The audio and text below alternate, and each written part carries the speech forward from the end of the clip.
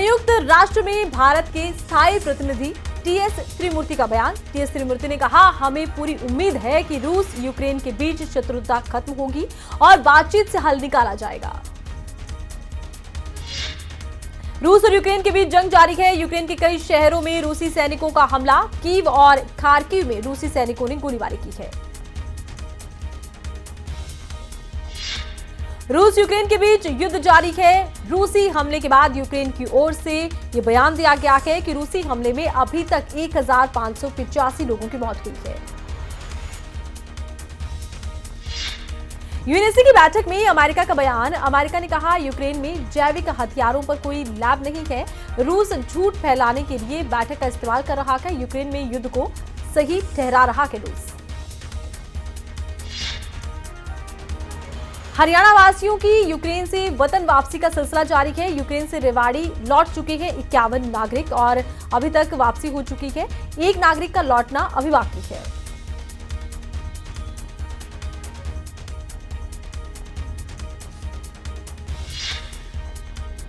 PM Narendra Modi के गुजरात दौरे का ये दूसरा दिन है। पीएम नरेंद्र मोदी राष्ट्रीय रक्षा विश्वविद्यालय का राष्ट्र को समर्पण करने वाले हैं।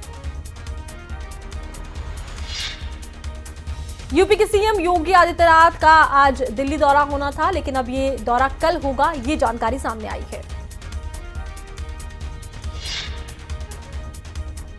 यूपी में समाजवादी पार्टी के साथ सपा समर्थक शेर अली शाह की हार को लेकर शेर अली शाह ने दांव पर लगाई थी 4 बीघा जमीन, जो अब चर्चाओं में है। सपा के हारने पर बीजेपी समर्थक विजय सिंह को 4 बीघा जमीन दी है। दोनों के बीच शर्त को लेकर करारनामा अब सामने आया है।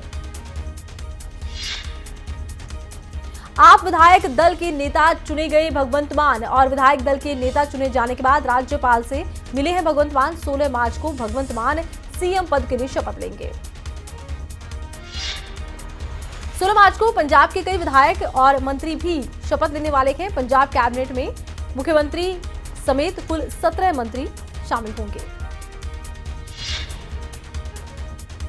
हरियाणा के सीएम मनोहर लाल का दिल्ली दौरा है और शाम तक दिल्ली पहुंच रहे हैं सीएम मनोहर लाल। कई केंद्रीय मंत्रियों से मुलाकात कर सकते हैं। हरियाणा के मुख्यमंत्री मनोहर लाल के आवास पर हमला किया गया है। बाइक सवार युवकों ने पत्थरबाजी की है और फरार हो गए हैं। आरोपियों की तलाश में पुलिस जुट गई है। दिल्ली दौरे पर हिमाचल के सीएम जयराम ठाकुर हैं। केंद्रीय मंत्री अमित शाह से उन्होंने मुलाकात की है। वित्त मंत्री निर्मला सीतारमण से उन्होंने मुलाकात की है और प्रदेश के मुद्दों को लेकर चर्चा की। सीबीएसई परीक्षाओं की तारीखों का ऐलान हो गया है। 5 मई से सीबीएसई 10वीं के टर्म 2 की परीक्षाएं होनी है। 24 मई से टर्म 2 की परीक्षाएं होनी है। 26 अप्रैल से सीबीएसई की 12वीं की टर्म 2 की परीक्षाएं। जम्मू कश्मीर में 3 अलग अलग जगहों पर सुरक्षा बलों के आतंकियों से मुठभेड़ में कुल 4 आतंकी ढेर किए गए। सुरक्षा बलों के साथ मुठभेड़ में जैश ए आतंकी संगठन के 2 आतंकवादी भी ढेर किए गए हैं। तीसरा आतंकवादी पाकिस्तान का ढेर हुआ है। लश्कर का भी एक आतंकी मारा गया। सुरक्षा बलों ने एक आतंकी को जिंदा पकड़ा। दिल्ली के गोकुलपुरी इलाके में झुग्गी झोपड़ियों में भीषण आग लगी है। आग में झुलसकर 7 लोगों की मौत हुई है। दमकल विभाग ने आग पर काबू पाया। गोकुलपुरी इलाके में हुए हादसे पर सीएम केजरीवाल की तरफ से दुख जताया गया है। पीड़ित परिवारों से मुलाकात करेंगे सीएम केजरीवाल। देश भर में बीते 24 घंटे में कोरोना के 3614 नए केस। देश में 24 घंटे में 89 मरीजों की मौत। देश में कोरोना का जो आंकड़ा है उसमें 40,559 एक्टिव केस हैं।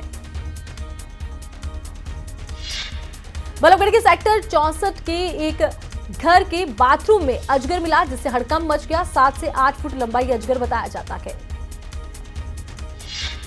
द कश्मीर फाइल्स फिल्म को लेकर हरियाणा के मुख्यमंत्री की ओर से घोषणा की गई है। हरियाणा में ये फिल्म अब टैक्स फ्री होगी। सभी सिनेमाघरों को इसको लेकर आदेश दिए गए।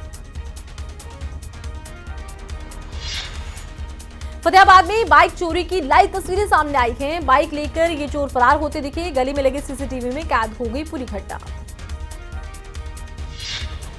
करनाल में रिश्वतखोर डीटीपी समेत ड्राइवर गिरफ्तार। दोनों को रिश्वत के पैसों के साथ गिरफ्त में लिया गया है। पीड़ित ने इंसाफ मिलने पर 101 किलो लड्डू बांटे हैं। हिमाचल के धर्मशाला में पैराग्लाइडिंग पर कुछ वक्त के लिए रोक लग गई है और एक हादसे की वजह से ये रोक लगाई गई। स्वारघाट में पानी की किल्लत है, बूंद बूंद के लिए लोग तरस रहे हैं। पिछले करीब 1.5 हफ्ते से पानी नहीं आ रहा। पानी की समस्या का हल ना होते देख अब ग्रामीणों ने रोष जताया है।